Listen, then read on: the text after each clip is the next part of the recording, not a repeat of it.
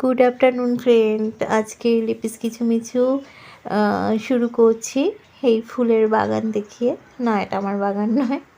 তো এখন থেকেই ব্লগটা স্টার্ট করি। চলে এসেছি রান্নাঘরে। দেখো রান্নাঘরের কাজকর্ম। আজকে হাজব্যান্ডের ওপর মাথাটা গরম হয়ে গেছে, তার কারণ বলছি তোমাদের। এই দেখো, প্রায় এক এক গামলা থেকে একটু কম উচ্ছে এখানে কেটেছি। ইচ্ছা করে এত বড় বড় করে কেটেছি। আরও এরকম দুবার কাটা যাবে, এতগুলো উচ্ছে এনেছে। বললাম, আগের দিন রাতে বলে দিয়েছি অনেক উচ্ছে আছে, উচ্ছে আর আনবে না। আরও এক বস্তা মানে প্লাস্টিকে এক ব্যাগ ঠেসে উচ্ছে এনেছে। উচ্ছে করলাম, মানে উচ্ছে ভাজা হবে। তার সাথে আমি এত উচ্ছে আমি খেতে পারি না, একটু কুমড়ো দেবো। এই যে কুমড়ো কেটেছি, কুমড়ো ভাজা, উচ্ছে ভাজা। পুঁই শাক এনেছে। বলেছিলাম যে আজকে শাক পাতা এনো না, আমার শরীরটা আজকে ভালো না। এগুলো তো কাটতেও বসে বসে অনেক সময় লাগে।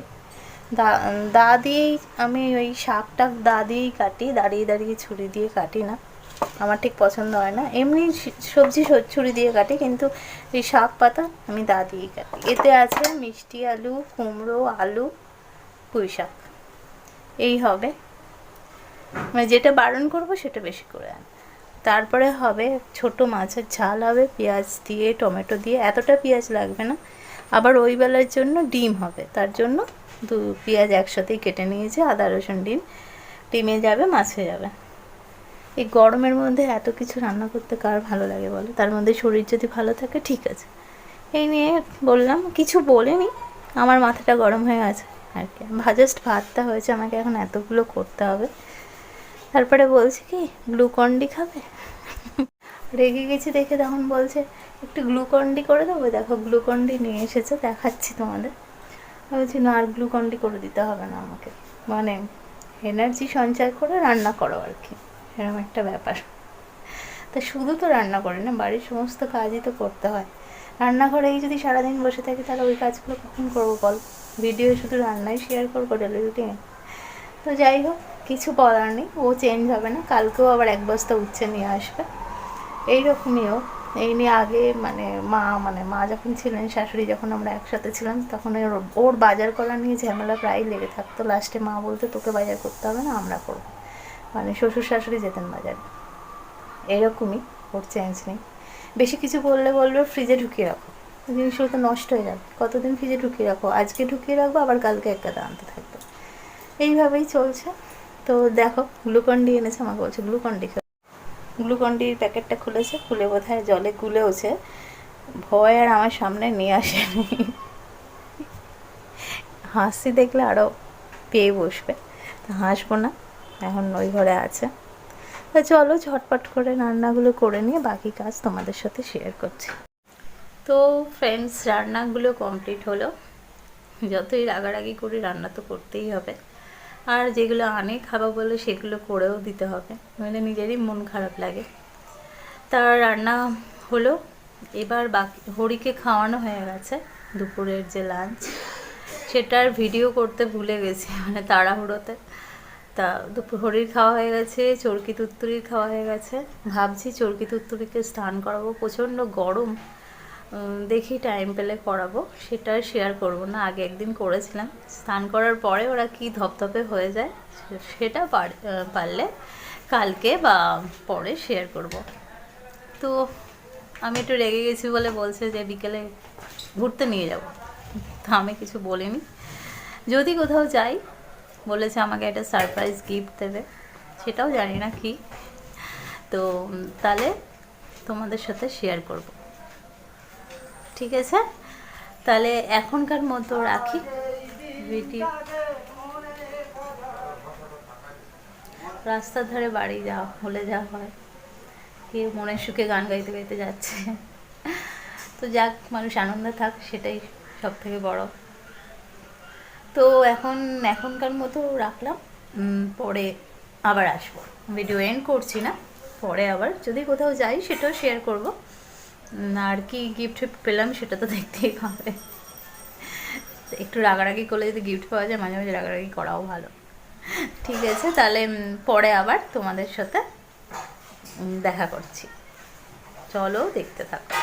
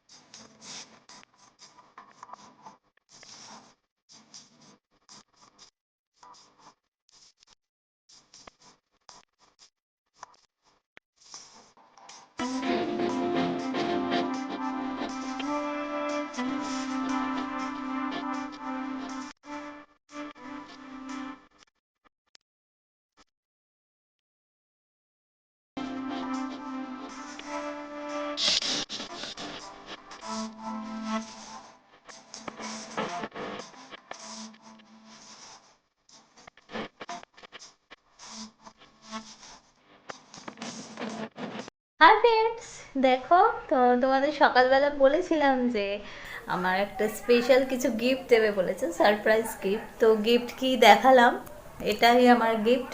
এই যে নেল আর্ট করে দিয়েছে, আমি এক হাতে করেছি। কারণ দেখো এই হাতে করিনি, ডান হাতে করিনি, কারণ কাজ করতে একটু প্রবলেম হয়। সেটা নিজের মনেও মনে হয় যে এই যে ভেঙে যায় যদি, ভেঙে যায় যদি। তো আর বাড়ির কাজের তো শেষ নেই, তা শুধু বাঁ হাতেই করেছি। যদিও আমাদের দুটো হাতই সমানভাবেই কাজে লাগে, কোনো হাতে যে এক হাতে কাজ বেশি হয় এক হাতে কম হয় তা কিন্তু নয়। কারণ যখন বাঁ হাত কেটে টেটে যায় তখন আমরা বুঝতে পারি যে কতটা প্রয়োজন। কিছুদিন আগেই আমার বাঁ হাতটা কেটেছিল বটিতে, ভীষণ যন্ত্রণা হচ্ছিল, ব্লাডও বেরিয়েছিল। তো তখন বুঝেছি যে দুটো হাতে সমান কাজে লাগে। যাই হোক, তো আমি বাঁ হাতে করেছি। আর তিন্নি অনেকদিন, মানে ফার্স্ট টাইম যখন করেছিলাম ডিসেম্বরে, তখন বলেছিল মা ব্ল্যাক করবে, ব্ল্যাকটা সব কিছুর সাথে যাবে, ভালো লাগবে তোমাকে। তো আজকে তো আমি জানতাম না যে এখানে নিয়ে যাবে। তো আমি যখন করতে বসলাম তখন আমার তিন্নির কথাই মনে পড়লো, তো আমি ব্ল্যাকই করলাম। আর এই আঙুলে একটা জাস্ট একটু গোল্ডেন টাইপের, এটা ওই ভদ্রলোক যে করে দিলেন মানে কালারটা, সে তিনি বেছে দিলেন যে এটা ভালো লাগবে। তো তোমরা জানিও কেমন লাগছে আমাকে। আমার নিজের নখ বড় হয়, ভেঙে যায়।